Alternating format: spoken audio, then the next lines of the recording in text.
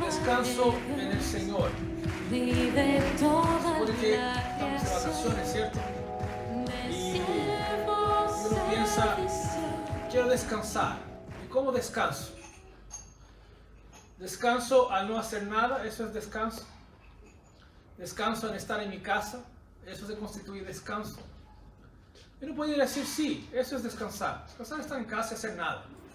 Proponerse algo y hacerlo, ¿no? O no tener mucha obligación con tiempos, con horarios, con las responsabilidades cotidianas. Pero nosotros sabemos que es posible estar en esos lugares o en esas actitudes, ¿no? O tener, qué sé yo, 2 semanas de vacaciones y quedarse en casa y aún así volver de esos días y no estar descansado. No estar descansado porque el descanso tiene más que ver con una actitud interna, si puedo nombrarlo así, que con ausencias de actividades. Hay gente que dice, ¿quieres descansar tu cerebro? Haz otra cosa. O sea, dedícate a otra cosa, ¿no? Y uno dice, ya yo voy a descansar, qué sé yo, pintando la reja. Algunos dirían, un pintor diría, eso no es descanso. Pero si tú trabajas en una oficina, eso sí es descanso. Entonces, el descanso es muy relativo. Y para nosotros, que conocemos la Escritura, entendemos que el descanso solo viene cuando estamos alineados con el Señor. Y estamos en el Señor. Ahí hay descanso. Ahí hay tranquilidad. Jesús dijo que vino a traer una paz que no se puede comprar. Jesús dijo que lo que Él entrega a nuestras vidas es algo que excede el entendimiento. Y por eso que les quiero invitar a que leamos estos versículos. Dice así: en consecuencia, ya que hemos sido justificados mediante la fe, tenemos paz con Dios por medio de nuestro Señor Jesucristo. También por medio de Él, y mediante la fe, tenemos acceso a esta gracia en la cual nos mantenemos firmes. Así que nos regocijamos en la esperanza de alcanzar la gloria de Dios. Y no solo en esto, sino también en nuestros sufrimientos, porque sabemos que el sufrimiento produce perseverancia. La perseverancia, entereza de carácter.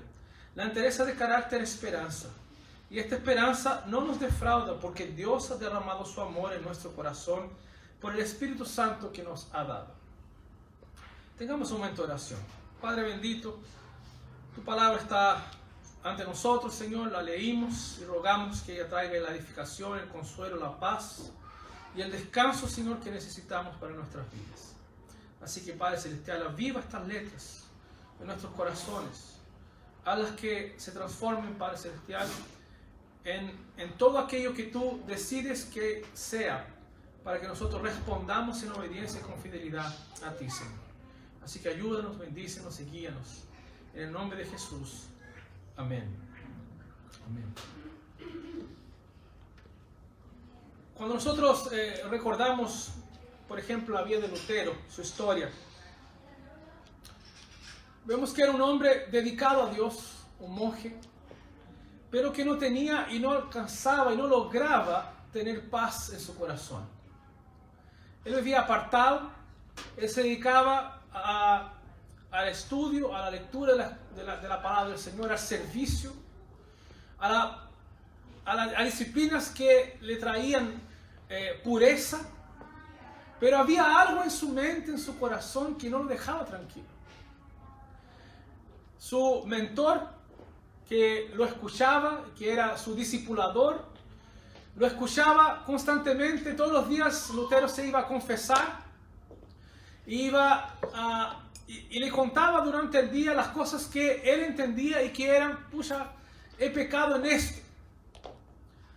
Y su mentor llegaba a aburrirse, porque él decía, como que diciendo, Lutero, anda a pecar y vuelve, porque esas cositas que me cuentas tú no son dignas de que yo te dé alguna sanción o te imponga alguna disciplina, porque son muy pequeñas. Entonces, qué sé yo, imagínate, yo pensando como Lutero, yo pequé porque envidié al pajarito que está libre. cosas en ese sentido, ¿no? Que su mentor quería decirle, ok, pero no es el fondo. Pero Lutero no podía tranquilizar su alma y su corazón. Él no podía. Él se atormentaba. Él se lastimaba. Él luchaba dentro de su pieza, ¿no? Contra el mismo Satanás. Su culpa, todo el tormento por no tener y no encontrar paz en su corazón. Hasta que dice la historia que él se encuentra con Romanos capítulo 1. Y en este inicio de epístola, Pablo va a decir algo que realmente le trae a Lutero el consuelo y finalmente la paz. ¿Qué es lo que él lee?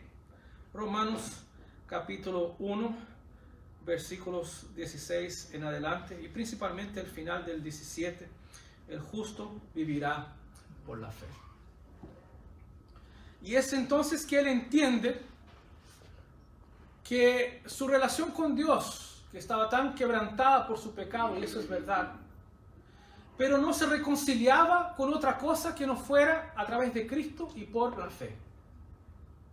Y todos sus esfuerzos, entonces él vio y se dio cuenta que finalmente jamás lograrían traer el consuelo, la paz y el descanso que su alma necesitaba. Que todo aquello necesario estaba en Cristo y que él debía por la fe creer y así descansar. Romanos empieza así. Pablo dice, él no se avergüenza del evangelio, porque este evangelio, según el versículo 16, dice él, es poder de Dios para salvación. Este evangelio es aquel que revela la justicia del Dios justo. La justicia de un Dios que es justo y que ante él nuestra vida debía responder con semejante justicia. Y Pablo va desde el capítulo 1, versículo 18, hasta el capítulo 5 que hemos leído, hasta el 4, desarrollando o declarando, mejor diciendo, la injusticia de todos.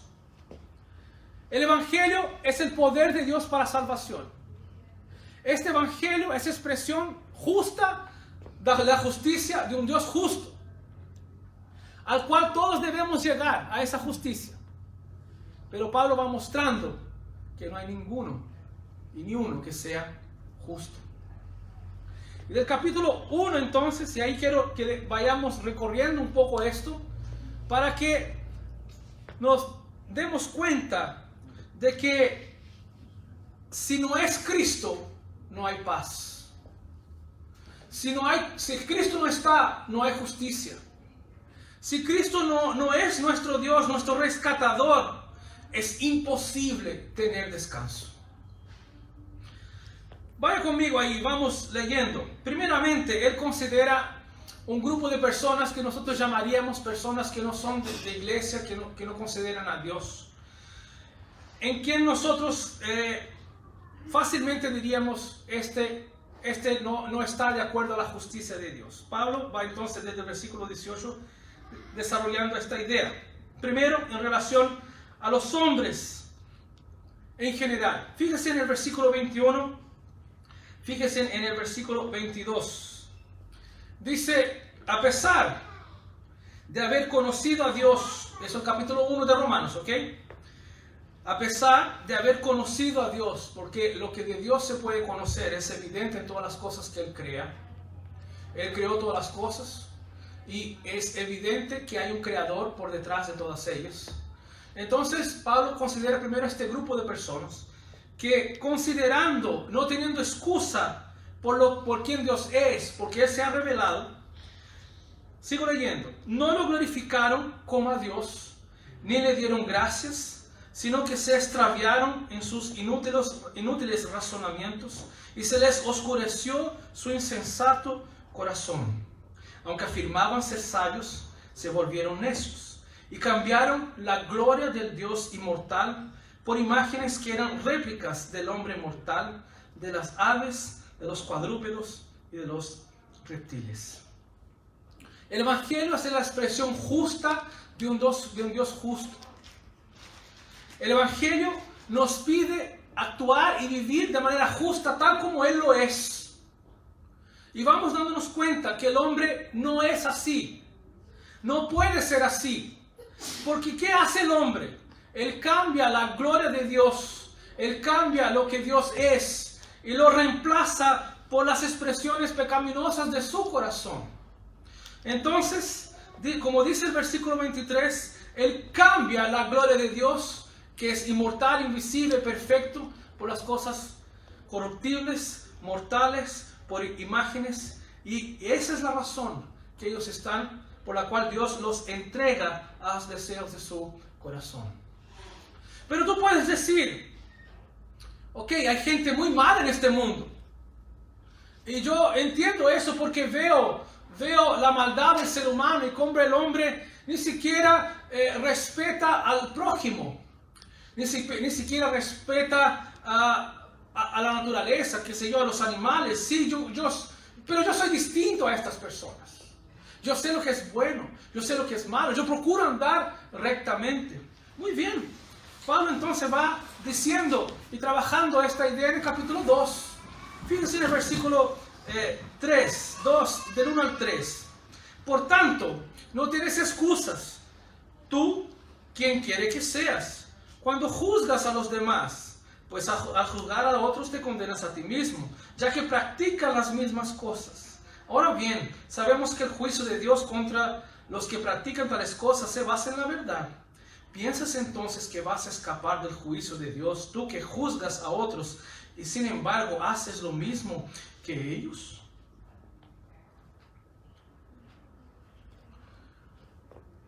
Y esto es muy fácil si uno es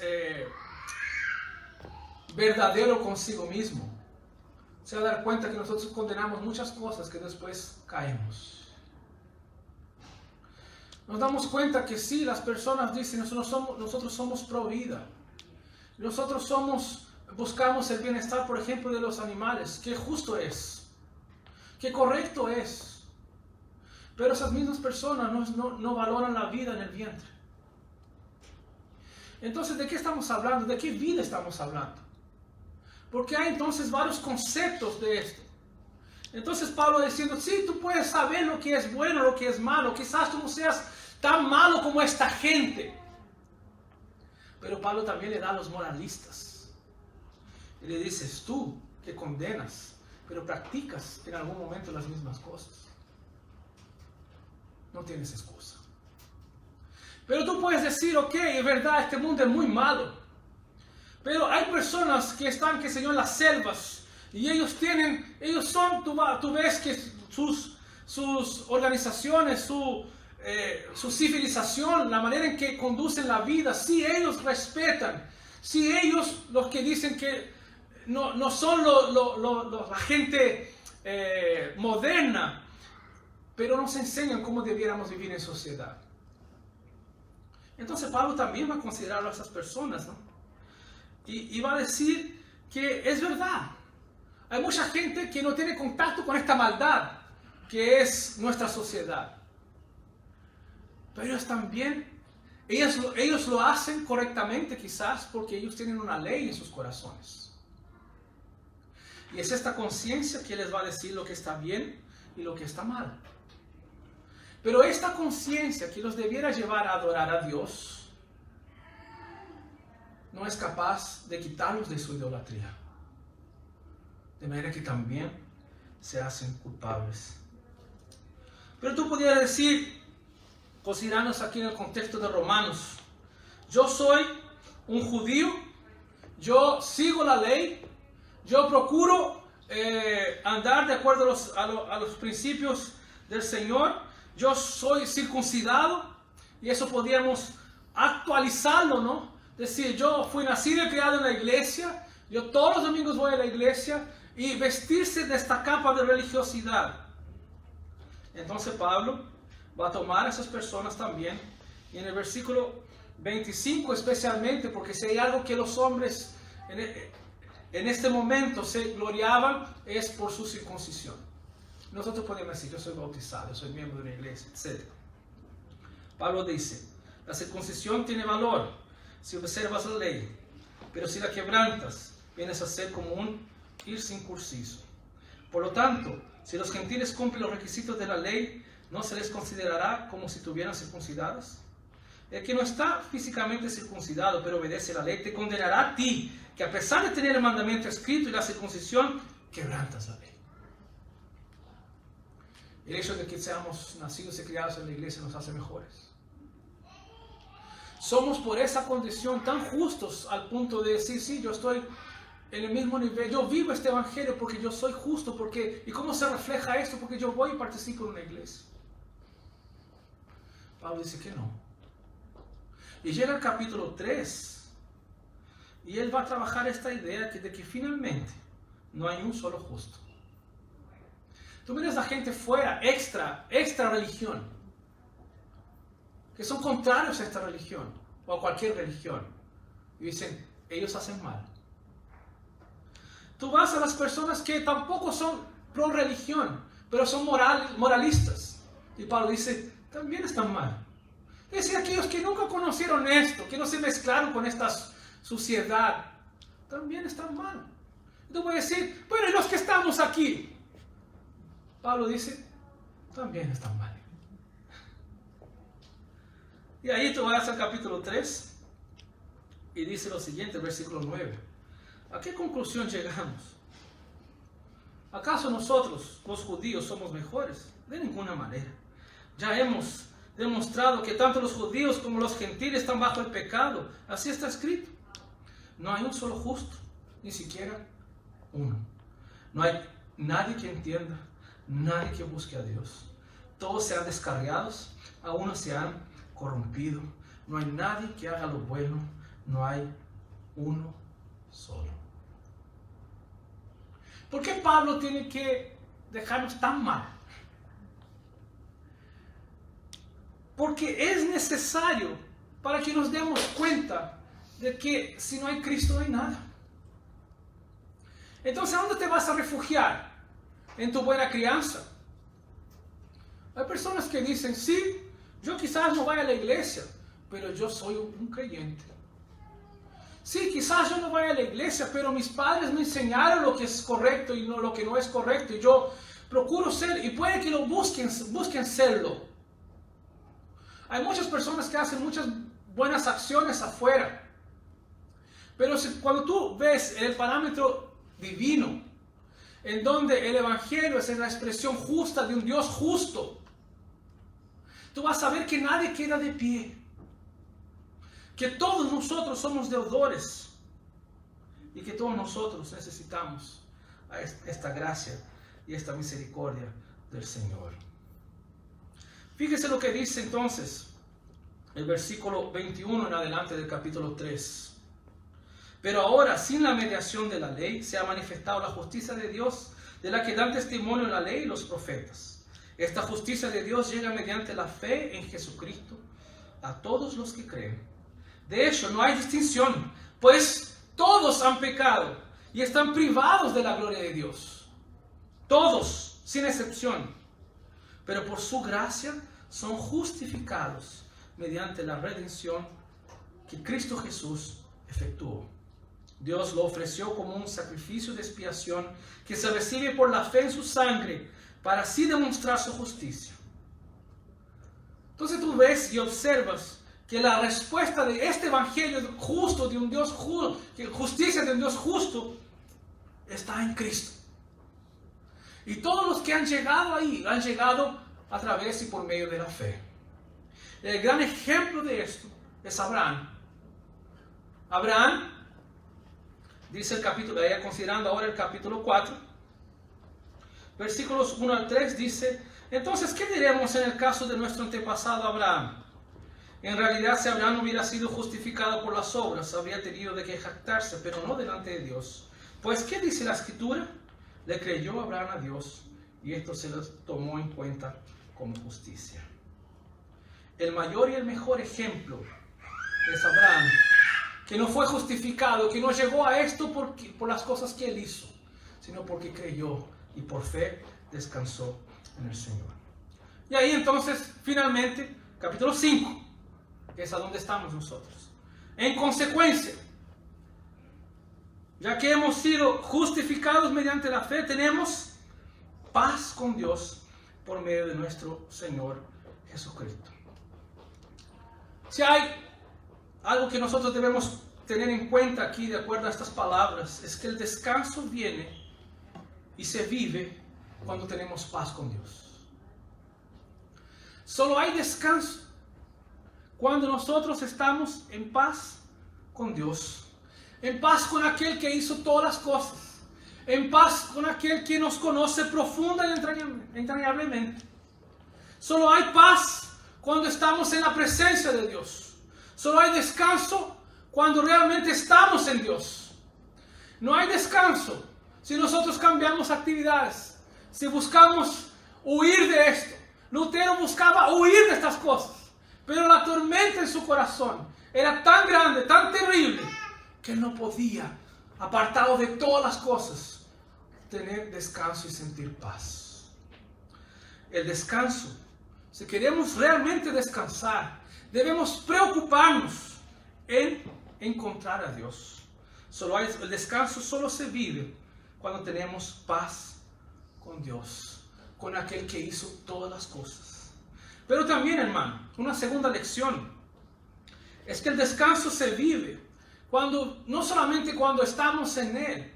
Por eso decía que hay muchas personas que sí consideran a este Dios, sí lo toman en cuenta, sí se encomiendan a este Dios, sí lo buscan, sí procuran, sí lo tratan de estar en su presencia, oran, ruegan su bendición antes de dar el paso. Muchas personas, la primera cosa que hacen en la mañana es orar al Señor. Dios, gracias por la noche. Dios, bendíceme en este día. Muchas personas terminan la jornada, vuelven cansados a sus hogares. Cuando van a descansar, ahí dicen: Dios, gracias por este día. Cuando van a alimentarse, Dios, gracias por el alimento, por el sustento. Entonces tú puedes decir: sí, esas personas han descansado y se han refugiado en Dios porque lo han considerado. Entonces el primer punto, el descanso se vive cuando tenemos paz con Dios. Bien, ok, estamos con Él, lo consideramos siempre a Él. Pero hay otro punto. Y el punto es que el descanso se vive no solamente cuando consideramos a Dios, sino cuando vivimos lo que Dios quiere. Cuando vivimos en su voluntad. Es diferente considerar a Dios, que es el primer paso, que es lo mínimo, porque Él hizo todas estas cosas, porque nada existe sino que no sea a través de su mano. Y muchas personas, no solamente aquí, afuera, reconocerán esto. Dirán: gracias a Dios por mi trabajo, gracias a Dios por mi familia, gracias a Dios porque Él me ha bendecido. Todas esas cosas están y deben ser reconocidas porque es por derecho. La gloria es para Dios, porque Él hizo todas estas cosas y las mantiene. Pero eso te trae paz. El descanso viene no solamente cuando lo considero a Él, sino cuando lo obedezco, cuando vivo lo que Dios quiere. Y ahí las cosas cambian rotundamente. Porque no es solamente: Dios, gracias por esto. No es solamente: sí, Dios, yo reconozco tu presencia, tu actuar. Cuando hablamos de la voluntad de Dios, estamos hablando necesariamente de este libro. Estamos hablando necesariamente de conformarnos a lo que Él nos manda. Estamos hablando necesariamente de seguir por el camino que Él determina. Porque no es solamente: yo, Dios, te bendigo, haz lo que debas hacer. ¿Y quién determina eso? Tú. La vida con el Señor, la paz con el Señor no viene solamente en ese aspecto, cuando uno lo considera y lo reconoce, sino cuando lo vive su voluntad. Y Y ahí tú tienes que ampliar esta visión y darte cuenta de que Dios hizo todas las cosas, sí, y en lo personal, dentro de tu vida, de tu individualidad, Él te ha hecho muchas cosas para desarrollar muchos roles. Y si uno va como que abriendo, ¿no? Abriendo las puertas de quiénes somos. ¿Quiénes somos? ¿Quiénes somos en este contexto? Yo diría, yo soy nacido chileno, criado en Brasil, esposo de Sandra, papá de Yasmín Daniel, pastor, ciudadano de este país. Para decir cosas básicas y simples. Hay 6 esferas distintas en lo que les narré. Y en cada una de ellas, Dios tiene una voluntad específica. Que tú vivirás la paz suya cuando encuentres la voluntad de Él en cada una de ellas. Dios te ha hecho quien tú eres en estas distintas, múltiples esferas. Pero desde esta semana se abre otra esfera. Siempre te sacamos, para que quede registrado en internet. Cuando busquen Pello, va a salir el sermón. Y así evangelizamos, ¿ve cómo este es amplio? Se abrió una nueva esfera. Mitad, ¿cierto? Eres casi esposo legalmente de Pami. Uno que a una semana atrás no lo era. Dios está dando y abriendo una nueva esfera. En donde Él ahí tiene que vivir como Dios quiere que Él viva. Luego será padre. Amén. Y así sucesivamente. En todo lo que Dios tiene aún para su vida. Y en cada una de ellas hay una voluntad específica, buena y agradable de Dios. Que nosotros ahí, cuando lleguemos ahí, viviremos en paz y tendremos descanso.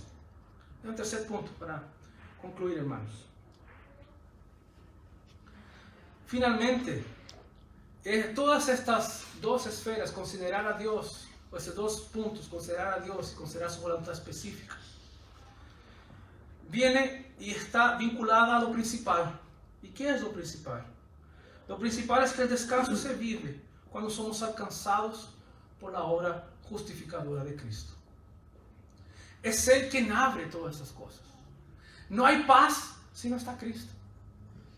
Entonces yo puedo considerar a Dios, pero si Cristo no está, aún no tengo paz con Él. Yo puedo vivir mi vida y dedicar, qué sé yo, decir, hijo, Señor, Dios, tú que estás ahí, el de arriba, yo quiero ser un buen padre. Ayúdame. Dios, yo quiero ser un buen esposo. Pero si Cristo no está en esto, luego no hay paz con Dios. Y si no hay paz con Dios, todos los demás esfuerzos son vanos, inútiles. Y no traen el consuelo y el descanso que nosotros necesitamos. Por eso pudiéramos decir que el camino es inverso. Primero Cristo.